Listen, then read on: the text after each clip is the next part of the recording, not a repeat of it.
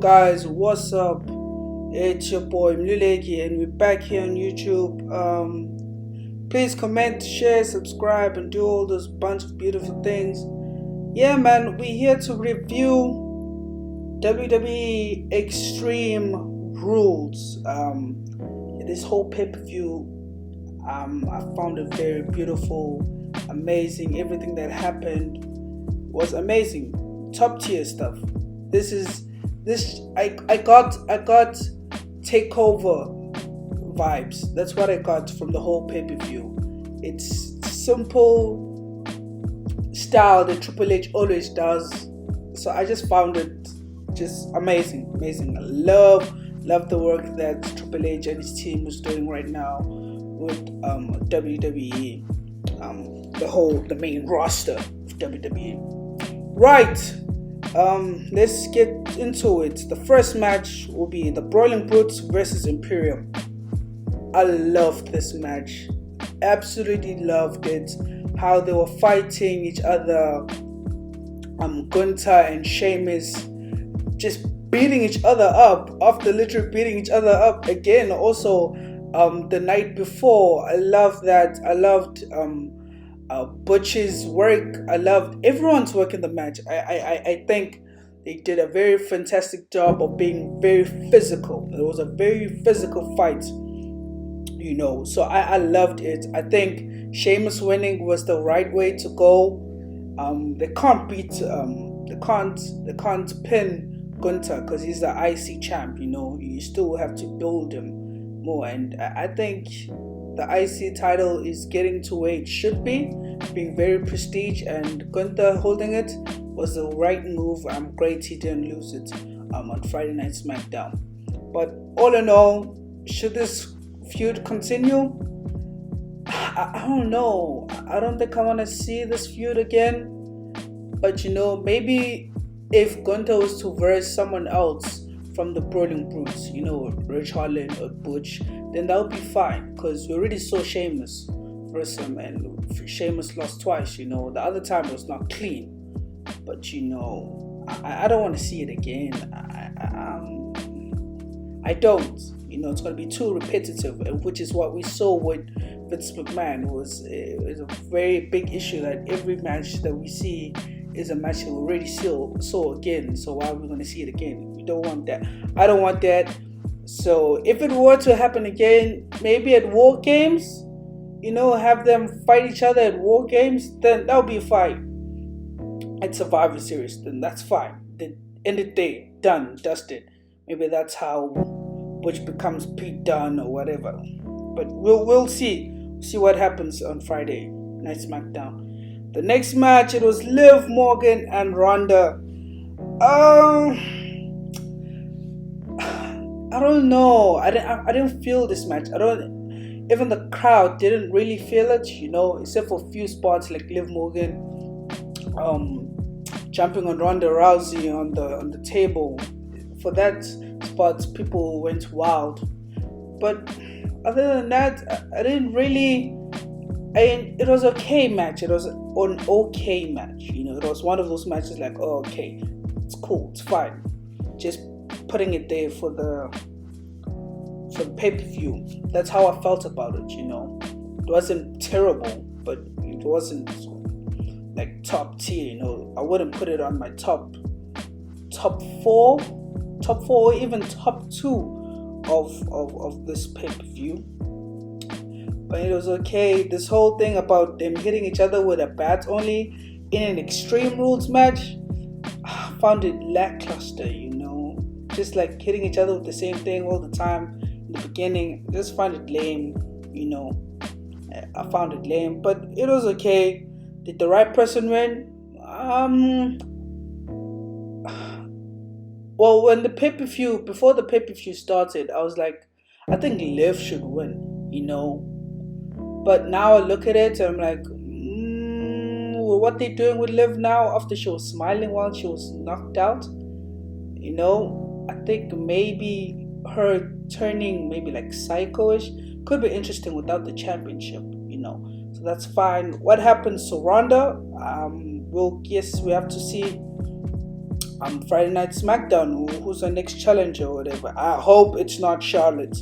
I don't want Charlotte Flair coming back to WWE anytime soon. Please, Triple H, do not bring her back anytime soon. Gosh, man. Next match, Cross and Drew. Strap match, Cross and Drew. It was also one of those okay matches, you know? It didn't really build Drew, Karrion Kross to that point where, like, we know, okay, he's the baddest man now. He could possibly beat Roman Reigns, you know? Maybe give him another person he could beat, someone big, or maybe continue this rivalry, make it more heated. Maybe that's how I'll actually see him as, okay, this is one of those challenges that could actually beat him. But at the moment, the match didn't really help him. It helped because he won, but it didn't really help him. But it was an okay match. It was one of those okay matches. Bayley and Bianca. Good match. Solid match. I just wish Bianca didn't do what she was doing in the beginning of the match. You know, just keep on going on the ladder. It's like it was dumb. For me, I was looking at it, I'm like, why are you going up the ladder? You know that the person, Bayley, is literally right there. She's was obviously going to pull you off. So what's the point of just going up the ladder as if she's down and out? If she was down and out, it would be different. But she wasn't. It was the beginning of the match. You know, some things need to make sense. That did not make sense to me. I'm sorry. I feel like they should have just went physical on that match as well. You know, hit each other with ladders a lot, chairs, whatever. Anything is literally there, but it's fine. It was a good match. The right person did not win. I felt like Bayley should have won just to get more heat on Damage Control, you know, because it was going to be fine for Bianca to lose the championship in a ladder match. She was not pinned. You know, so it would have been fun. I think the KOD spot, Bianca hitting Dakota Kai and Io Sky, it was a bit botchy, but I see what they were trying to do. It was a good spot though. It was good. But I felt like Bayley should have won that match. I feel like this rivalry is not over, so we will just have to wait and see at the season premiere of Monday Night Raw. But if Bayley wins, maybe in the next pay-per-view, I'll be like, then what was the point, you know, for Bianca to win? What, to make her stronger, but making Bayley look weak in a certain way? Because that's how I found it. So I really hoped Bayley is the one that won, but we'll see what happens next. The next match, Edge and Finn Balor. Oh my gosh. Loved everything about this match. How could you not love this match? I heard people saying it was too long for them, but come on guys, we know this. Edge usually has these matches where they hit each other slow, you know, builds the match. They don't just hit fast pace, you know.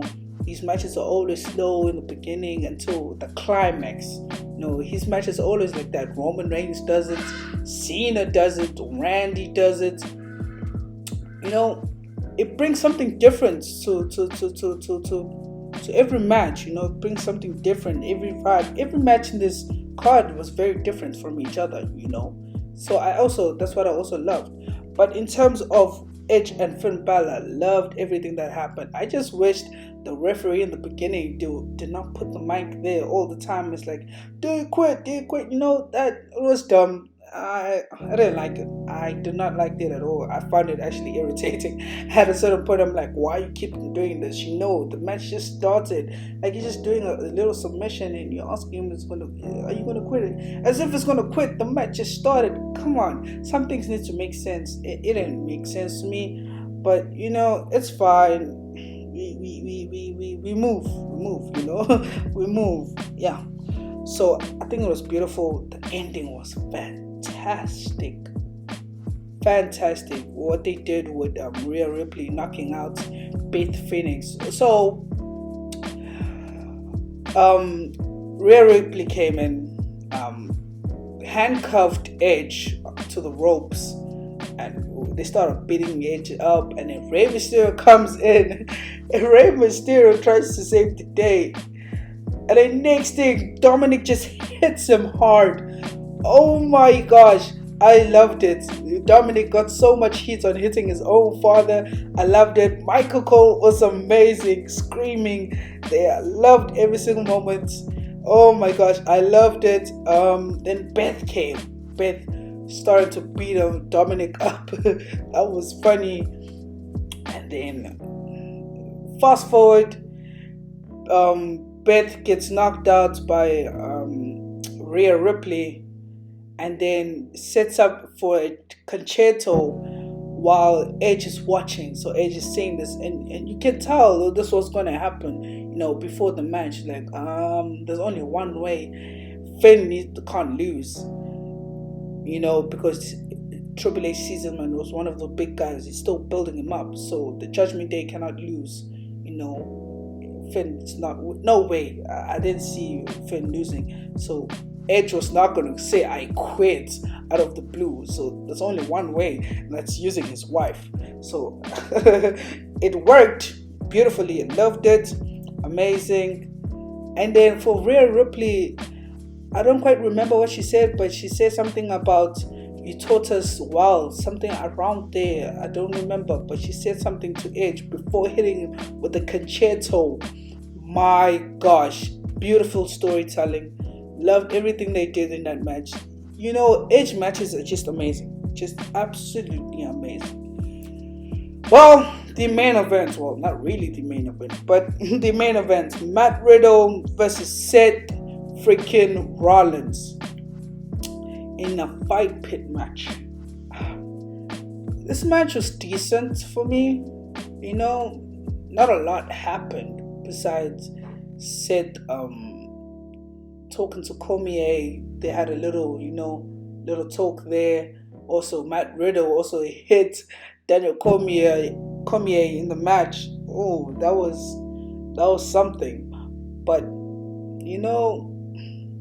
this match, it was okay. Didn't do really much. I think the spots they had was okay. Matt Riddle running to the cage and then hit him Seth with the spinning kick. That was dope. He used the cage. That's smart. I feel like this match should have went a little bit longer, just to make it more beautiful. I feel like Matt Riddle should have hit him with more strikes, show like he's a proper UFC fighter, But the ending was well. I feel they did well with it. It was good.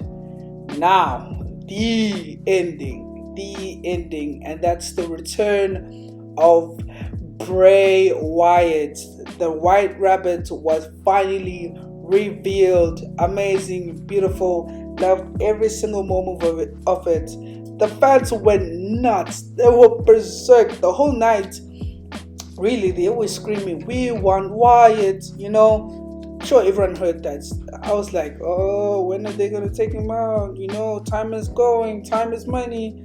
And then when that watermark, that logo in the end, when Matt Riddle was celebrating by the Triton at the stage, I was like, oh, I've seen this before in NXT with Johnny Gargano and Tommaso Ciampa. When Tommaso Ciampa turned on Johnny Gargano, I was like, I've seen this before. Triple H, come on, we know you. And then the lights go out and the fans started going crazy. I was like, oh snap, it's go time. And then he's got the whole world, in his hands. Oh my gosh, people went berserk. People were putting on their flashlights out. They were going crazy. I think that was the first round when he was singing. We got the second time the music got intense, and then all these puppets start showing up. The pig. I forgot the names, but they started showing the pig, Mercy the buzzard, Abigail. The puppets started to show up. I'm like, oh my gosh. They could have just left it there. They could have just left it there and then left. And then they showed the Fiend as well. And then people were even more berserk because they was like, okay, that's Bray Wyatt. That gotta be Bray Wyatt. But no, it was not. Then they even showed the parts of the burnt mask in the announce table. That was brilliant. I thought it was just going to end there. I was like, okay, it's fine. We know it's Bray Wyatt. He doesn't have to come out now. It's just obvious that it is Bray Wyatt, because of the Firefly Funhouse. Guys. Then it goes to Tritonton. We see a huge door there, and then it just goes straight to the screen, and then we see the Firefly Funhouse that it's destroyed. Everything is gone. It's finished. No one has been there in a while. Then it goes to this TV, small TV, and we know a person in a mask, and that's obviously Bray Wyatt because we saw him come out with it. So we saw that, and I was like, damn. These guys are really going for it. This is like a home run. This whole part was just to say, here he is, Bray Wyatt, new gimmick. I don't know if it's a new gimmick, but yeah, we saw it. This is the part. This is the main event. Matt Riddle and Seth Rollins were not the main event. This is the main event. The return of Bray Wyatt, and he said, "Who killed the world?" We saw that. In one of their first clips where they teased this whole thing, with the White Rabbits. So we saw that. I'm like, damn, this is going. And then lights go off. That finishes. Then goes to the door that's at the stage, and then people are still going crazy. We don't know what's going on at this point. I'm like, okay, that's ending. We're done. The show is wrapped, it's finished. But no, the door gets kicked. It just opens. I'm like, damn, okay. Then there's just a bright light there. I'm like, okay, what's happening now? What is going on? Is he gonna come out? What's gonna happen, or is he just gonna leave it there? But the lights go off again, and everyone's like, okay, it's finished. But no, they just keep going. They keep building it, And then the lantern. People see the lantern coming in. And people go nuts. Everyone knew, okay, that's Bray Wyatt. It's a done deal. Goes nuts. We see people start chanting holy S words.